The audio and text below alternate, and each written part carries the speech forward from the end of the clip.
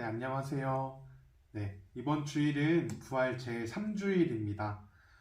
저는 이번 주일 복음을 묵상하면서 어떤 한적하고 평화로움에 대한 것들을 많이 느끼게 됐던 것 같습니다.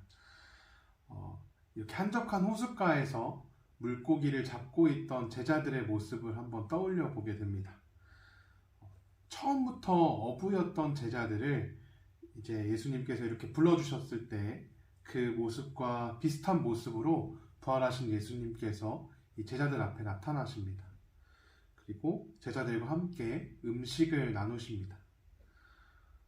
어쩌면 처음 불리움을 받았을 때, 제자들 입장에서 처음 불리움을 받았을 때 그 마음을 다시 한번 떠올리게 예수님께서 그렇게 해주시는 것 같다는 생각이 듭니다.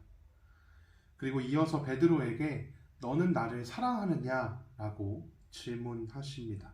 그것도 3번이나 이렇게 물어보십니다. 마치 예수님을 모른다고 3번이나 부인했던 그 베드로의 마음을 이렇게 어루만져 주신다는 생각을 갖게 되었습니다.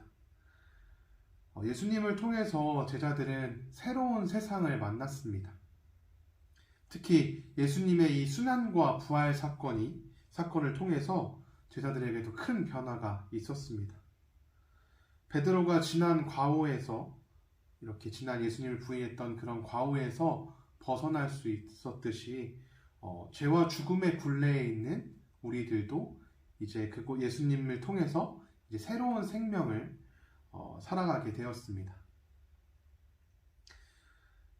우리에게 이렇게 새로운 생명을 살아갈 수 있도록 이런 변화를 주신 하느님께 감사를 드리는 그 마음이 오늘 여러분들과 함께 살펴볼 이 감사송에 잘 담겨 있다는 생각이 듭니다.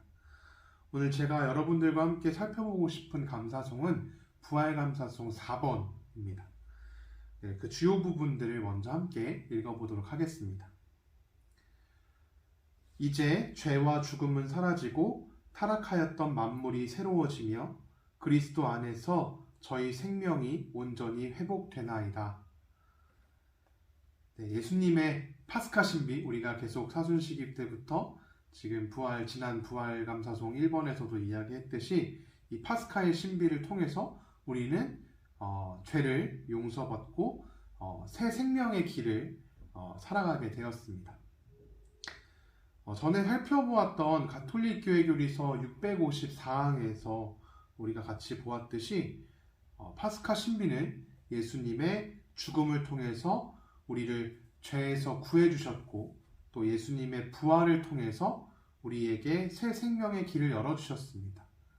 우리가 그 내용을 이제 파스칼 신비라는 주제로 지난 부활감사송 1번을 공부하면서 이 이야기들을 계속해서 제가 해드렸었습니다.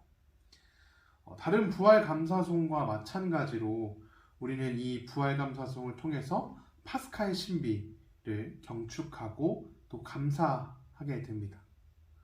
그 중에서 오늘 감사송은 예수님의 이 파스카 신비를 통해서 만물이 새롭게 되었다는 것을 강조하고 있습니다. 우리가 이 부활 사건을 통해서 뭔가 다이나믹한 역동적인 뭔가 변화가 있어야 할 거라고 생각할 수도 있지만 오늘 복음에서 예수님께서 제자들에게 나타나셨던 것처럼 일상에서 이제 내적이고 또 영적인 변화들이 나타났을지도 모르겠습니다. 사순시기를 보내면서 우리가 어떤 나쁜 습관들과 죄의 굴레들, 이런 것들을, 죄에 대해서 우리가 예수님의 부활을 맞이하기 위해 정화하기 위한 과정들을 보냈습니다. 그런 노력들을 우리가 했었습니다. 그리고 그 노력과 더불어서 예수님의 이 순환을 통해서 우리는 이제 이 죄로 기울고자 하는 이 습관들에서 벗어나서 이제 생명으로 살아가는 그런 여정을 살 수 있게 되었습니다. 가톨릭 교회교리서 518항에서는 그리스도의 전생에는 총괄실현의 신비이다. 예수님께서 행하시고 말씀하시고 고통받으신 모든 것은 타락한 인간의 원초적인 소명을 회복시키기 위한 것이다 라고 이야기합니다. 그리고 이어서 이렇게 적어놨습니다. 그분께서는 자신 안에서 인간의 역사 전체를 총괄적으로 실현하시고 우리에게 구원의 지름길을 마련해 주셨다. 그러므로 아담으로 이른 것, 곧 하느님을 닮은 모습을 우리는 예수 그리스도 안에서 되찾게 된다. 이 때문에 그리스도께서는 모든 사람에게 하느님과의 친교를 회복시켜 주시려고 인생의 온갖 단계를 거치셨다. 네, 라고 이야기하고 있습니다. 말들이 조금 어렵긴 하지만 네, 아담을 통해서 우리가 창세기의 말씀을 읽어보면 이제 아담을 통해서 우리에게 인간이 이제 죄를 짓고 또 하느님과 그래서 에덴 동산에서 쫓겨나는 이렇게 하느님과 멀어지는 그런 삶을 살아가게 되었지만 이제 예수님의 이 순환과 죽음, 부활을 통해서 이제 우리는 죄를 용서받았고 또 하느님과의 친교를 다시 이룰 수 있는 그런 삶을 회복하게 되었다는 것을 이야기하고 있습니다.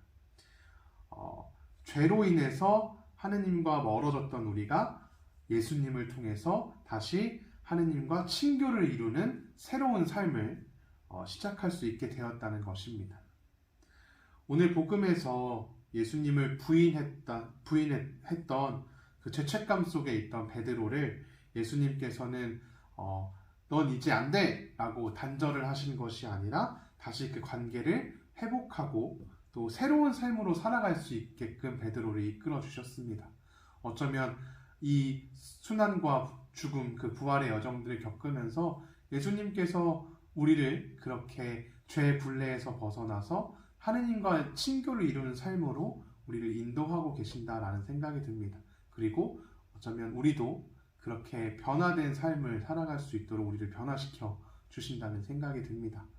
아이들에게도 이런 부분들을 이 파스카에 대한 신비는 아이들과 계속 우리가 부활 감사송을 하면서 이야기하고 있지만 더불어서 특별히 오늘 감사송을 공부하면서는 이제 우리가 어떻게 새롭게 되었는지 아이들과 이렇게 이야기해 주시면 좋을 것 같습니다.